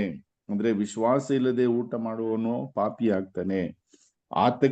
ಆತಂಕದಿಂದ ಸದಾ ಆತಂಕದಿಂದ ಇರುವವನು, ಅಂದ್ರೆ ಏನ್ ಮಾಡ್ಬೇಕು, ಏನ್ ಮಾಡ್ಲಿ, ಏನ್ ನಡೀತದೆ, ಹೇಗ್ ನಡೀತದೆ ಅಂತ ಚಿಂತೆ ಮಾಡುವವನು ದೇವರನ್ನು ಆಶ್ರಯಿಸುವುದಿಲ್ಲ, ಯಾಕಂದ್ರೆ ಅವನು ಪಾಪಿ ಆಗ್ತಾನೆ. ಆಶ್ರಯಿಸದೆ ಇರುವವನು ವ್ಯಾಕುಲವುಳ್ಳ ವ್ಯಕ್ತಿ ಆಗ್ತಾನೆ. ಸೊ ವಿಶ್ವಾಸದಿಂದ ಇರುವ ವ್ಯಕ್ತಿಗೆ ಯಾವುದೇ ರೀತಿಯಾದ ಆತಂಕ ಇಲ್ಲ, ವ್ಯಾಕುಲತೆ ಇಲ್ಲ. ಹೇಗೋ ದೇವ್ರು ನಡ್ಸ್ಕೊಂಡು ಹೋಗ್ತಾರೆ ಎಂಬ ವಿಶ್ವಾಸ ಅವನನ್ನ ಮುಂದುವರಿಸ್ಕೊಂಡು ಹೋಗ್ತದೆ. ಏನೇ ನಡೆದ್ರು, ನಮ್ಮ ಜೀವನದಲ್ಲಿ ಏನೇ ನಡೆದ್ರು ಅದರಲ್ಲಿ ದೇವರ ಯೋಜನೆ ಇದೆ ಎಂದು ವಿಶ್ವಾಸಿಸಬೇಕು. ಸೊ ಅದಕ್ಕೆ ಅವರು ತಮ್ಮ ಮಂಡಿ ನೋವಿನ ಒಂದು ಉದಾಹರಣೆಯನ್ನ ತಿಳಿಸ್ಕೊಟ್ರು. ಹಾಗೆ ಪ್ರತಿಯೊಂದು ವಿಷಯಗಳಲ್ಲೂ ದೇವರ ಯೋಜನೆ ಇದೆ, ಆದ್ದರಿಂದ ದೇವರನ್ನೇ ಆಶ್ರಯಿಸಬೇಕು. ಆಗ ನಮಗೆ ಯಾವ ವಿಚಾರದ ಬಗ್ಗೆ ದೂರು ಹೇಳುವ ಒಂದು ಅವಕಾಶ ಬರೋದಿಲ್ಲ. ಹಾಗೆ ಯೆಶಾಯ ಪ್ರವಾದಿ 43:2, ನಾವು ದೇವರನ್ನು ಆಶ್ರಯಿಸಿ ಜೀವಿಸುವಾಗ ಯಾವುದು ನಮ್ಮನ್ನು ಬಾಧಿಸದು. ಹಾಗೆ ರೋಮನಿಯರಿಗೆ ಬರೆದ ಪತ್ರ 8:31, ನಮ್ಮ ರಕ್ಷಣೆಗಾಗಿ ತಮ್ಮ ಪುತ್ರನನ್ನೇ ಕೊಟ್ಟ ದೇವರು ನಮಗೆ ಇನ್ನೇನನ್ನು ಕೊಡದೇ ಇರುವರು. ಸೊ ಹಾಗಾದ್ರೆ ನಾವು ಯಾರನ್ನ ಆಶ್ರಯಿಸ್ಬೇಕು? ದೇವರನ್ನೇ ಆಶ್ರಯಿಸಿ ಜೀವಿಸಬೇಕು. ಸೊ ನಾವು ಎಲ್ಲ ಚಿಂತನೆಗಳು ನಮಗೆ ದೇವರು ಒದಗಿಸ್ಕೊಡ್ತಾರೆ. ಅದಕ್ಕೆ ಒಂದು ಉದಾಹರಣೆಯಾಗಿ ಒಬ್ರು ಗುರುಗಳು ಚಪ್ಪಲಿ ಹಳೇದಾಯ್ತು ಬದಲಾಯಿಸ್ಬೇಕಂತ ಚಿಂತನೆ ಮಾಡುವ ಸಮಯದಲ್ಲಿ ಯಾರು ಅವರಿಗೆ ಗಿಫ್ಟ್ ಅನ್ನ, ಚಪ್ಪಲಿ ರೂಪದಲ್ಲಿ ಗಿಫ್ಟ್ ಅನ್ನ ಕೊಡ್ತಾರೆ. ನೋಡಿ, ಎಷ್ಟೊಂದು ಮೈನ್ಯೂಟ್ ಆಗಿರೋ ವಿಚಾರಗಳನ್ನ ದೇವರು ನಮಗೆ ನಡೆಸ್ಕೊಡ್ತಾರೆ ಅನ್ನುವಾಗ ನಾವು ಎಲ್ಲಾ ವಿಷಯಗಳಲ್ಲೂ ದೇವರಿಗೆ ಆಶ್ರಯಿಸ್ಬೇಕು. ಅದರಲ್ಲಿ ಒಂದು ಪ್ಲಾನ್ ಇದೆ.